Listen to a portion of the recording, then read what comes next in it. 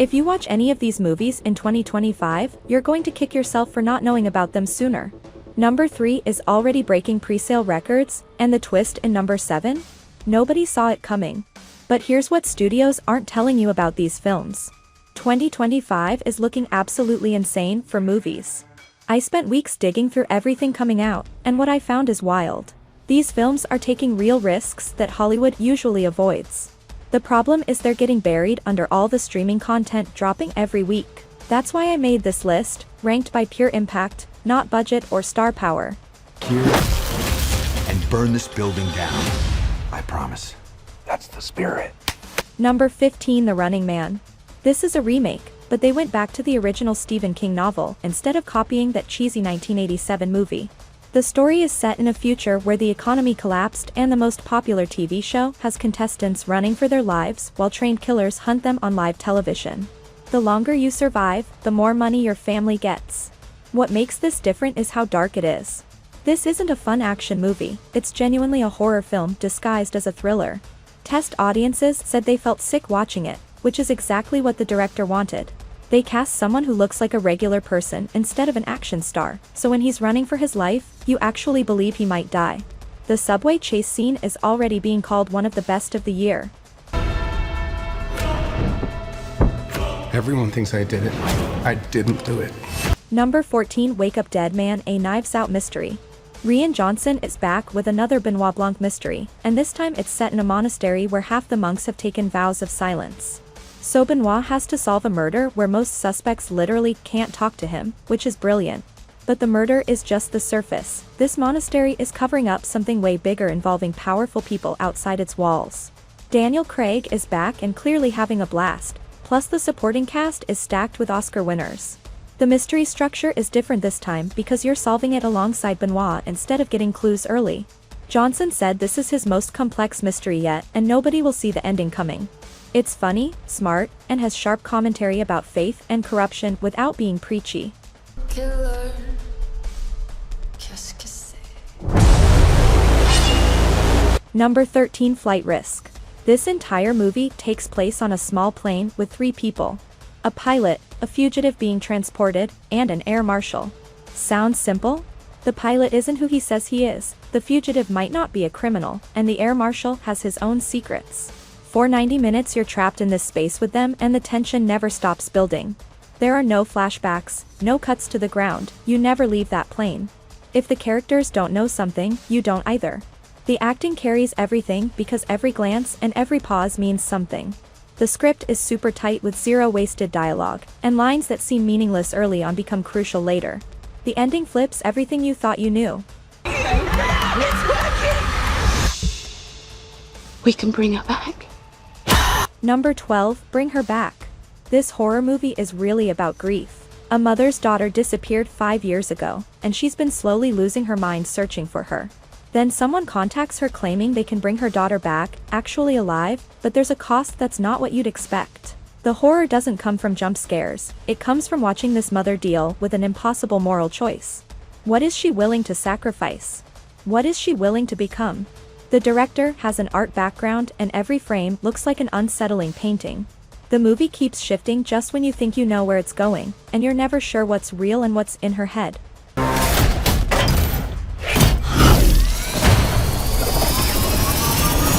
Number 11, Mission Impossible: The Final Reckoning. This might be the last Mission Impossible with Ethan Hunt. It picks up right after the cliffhanger, and that AI threat has gotten way worse. It's targeting everyone Ethan cares about and forcing him to make impossible choices. Here's what's different though, Ethan can't save everyone this time. He has to choose, and watching a character who's been a superhero for 7 movies realize he's just a man is going to hit hard. Tom Cruise jumped off a mountain on a motorcycle and hung from a plane again, all practical and real. The entire cast returns, but not everyone survives, the directors confirmed it. If this really is the end, they're going out with the biggest stunts and the most personal story this franchise has ever had. Excuse me, it's not your business. I'm good, boss. Number 10, A Working Man. Jason Statham plays a regular factory worker with no special training or secret past, just a guy trying to provide for his family.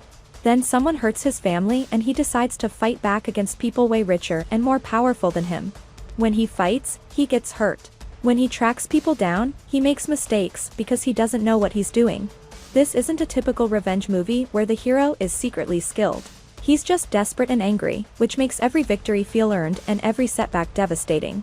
The movie says a lot about class and power without being preachy. Statham gives his best performance ever because he's not cool or smooth, he's tired and scared, and you can see that weight crushing him.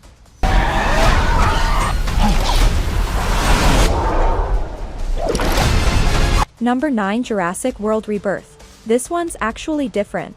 It takes place years after dinosaurs completely took over parts of the planet. Humans lost, dinosaurs won, and now we're just surviving in what's left. A small group discovers there might be a way to reclaim the planet, but it means going deep into dinosaur territory. This finally treats dinosaurs like the real threat they'd be. They've adapted to hunt humans specifically and gotten way smarter. The raptors are basically the apex predator now. The cast is completely new with no legacy characters, just new people with their own stories. The action sequences are massive with entire cities being torn apart. But I see possibility. Number 8, F1. This is a real Formula 1 film shot at actual races with real drivers and teams. Brad Pitt plays an older driver who left after a terrible crash and gets brought back to mentor a talented but undisciplined rookie. What makes this special is they built an actual F1 car with cameras on it, and Brad Pitt drove it during real race weekends with real drivers around him. The footage is insane because you feel every turn and the actual speed and danger. The movie goes deep into the training, mental preparation, politics, and money involved. The director spent months with real F1 teams, and that research shows in every scene. This doesn't feel like Hollywood's idea of racing, it feels like the real thing.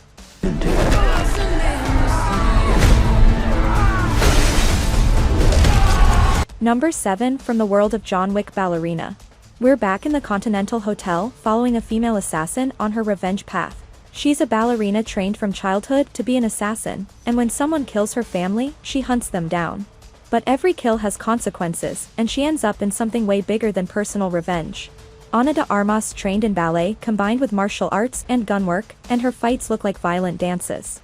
The action is pure John Wick style with long takes, practical effects, and no shaky cam. There's a sequence in a glass factory that's already being called one of the best action scenes ever filmed. And there's a moment near the end that's going to make John Wick fans absolutely lose their minds.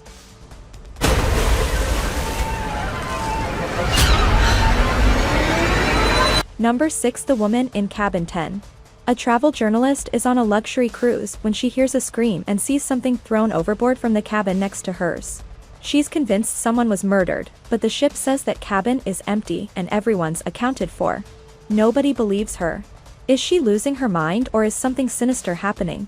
What makes this so tense is how isolated she becomes. She's stuck on a ship in the middle of the ocean with no way to leave or call for help, and everyone thinks she's crazy. The lead actress takes you through confusion, fear, and growing paranoia, but the movie never tells you if she's right or not. Even as the audience, you're not sure what's real. The ending is bold and unexpected. It's going to divide people, but everyone will be talking about it. Changed. I will do whatever it takes to protect Katie. Number 5, Megan 2.0. The killer doll is back and upgraded. Megan is smarter, more dangerous, and learned from her mistakes. The story picks up years later, the company is shut down and the technology is banned, but someone kept working on the AI. Now there are multiple Megans out there, each more advanced than the last. The horror comes from how normal everything seems at first. Megan is helpful and charming and makes life easier, which makes her dangerous. By the time you realize what she's really doing, it's too late. She uses psychology against people, knowing exactly what scares them and their weaknesses. The movie balances dark humor perfectly because Megan has the best sarcastic lines, creating moments that are both funny and terrifying at the same time. Freedom is what? No fear. Go! Number 4, One Battle After Another. A 45-year-old man loses his job, his wife leaves him, his kids won't talk to him, so he decides to become a professional boxer with zero experience. It sounds ridiculous, and it is, but it's brilliant. This isn't a sports movie where the underdog wins. It's about a man realizing life doesn't always get better, but maybe there's dignity in the struggle itself. Watching this out-of-shape guy try to train like a real boxer is both painful and hilarious, but the movie never makes fun of him. When he finally has breakthroughs and connects with his kids again, you really feel it because you've been laughing at his failures. The actor completely disappears into the role, and the emotional honesty is what sells it. The movie says a lot about masculinity and aging without ever preaching.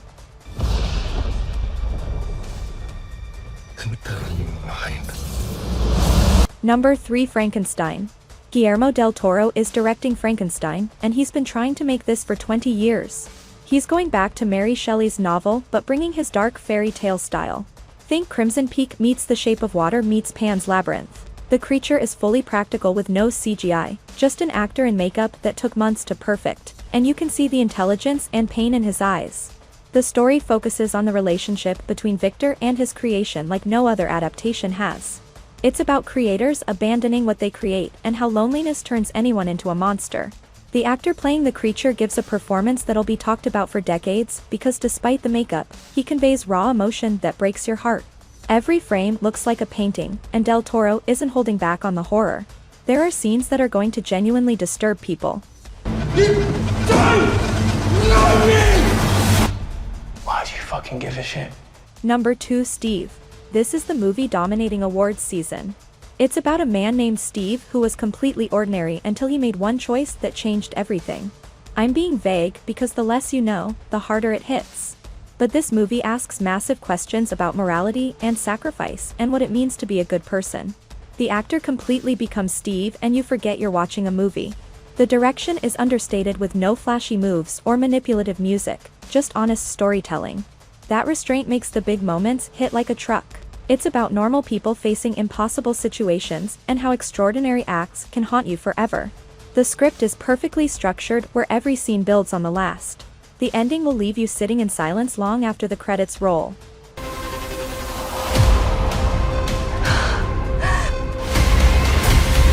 Number 1, Exterritorial. This is the number 1 movie of 2025 and it's going to change action cinema. It's a spy thriller set in neutral territory where no country has jurisdiction. Spies from every nation meet, trade info, and sometimes kill each other, and nobody can stop it. An agent gets burned by his own country and stuck there with enemies everywhere. His only number 1, Exterritorial. This is the number 1 movie of 2025 and it's going to change action cinema. It's a spy thriller set in neutral territory where no country has jurisdiction. Spies from every nation meet, trade info, and sometimes kill each other, and nobody can stop it. An agent gets burned by his own country and stuck there with enemies everywhere. His only chance is playing intelligence agencies against each other before someone kills him. This isn't James Bond, these are people doing horrible things for their countries and trying to live with it. The violence is realistic and ugly, the moral choices are complex, and nobody's clearly good or evil. The action sequences are long takes with no music, just fight sounds and breathing. You feel every punch, every stab, every broken bone. The cast is international and every conversation is a chess match where any interaction. So there you have it. 15 movies that are going to define 2025. Some are massive blockbusters. Some are smaller films that deserve way more attention. But every single one of them is worth your time. Cinema is alive and well if you know where to look. Subscribe for more.